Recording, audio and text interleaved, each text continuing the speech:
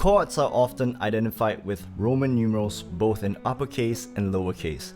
Using this system allows us to identify the chord's quality and function at the same time. Function meaning whether it plays the role of the 1 chord, 2 chord, or 3 chord, and so on and so forth. An uppercase Roman numeral indicates a major triad, and the lowercase indicates a minor triad. A small circle after a lowercase indicates a diminished chord.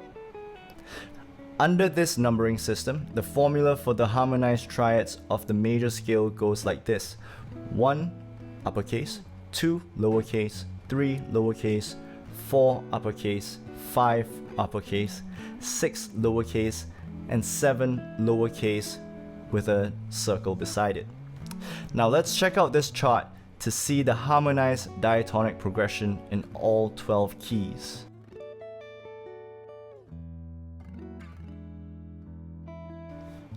Now let's take a look at two songs that we've learned previously, and if what we just learned about the major diatonic harmony holds true, then these two songs should follow the same rules.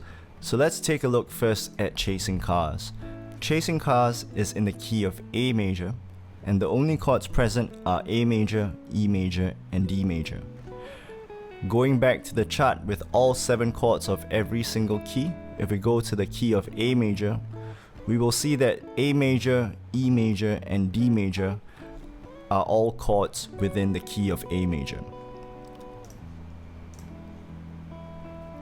The next song we can check out is What's Up by 4 Non Blondes. This song is a very simple song and it's in the key of G major, and the only chords present are G major, A minor, and C major. Now going back to that same chart, if we look at the key of G, G major, A minor, and C major are all chords within the key of G major.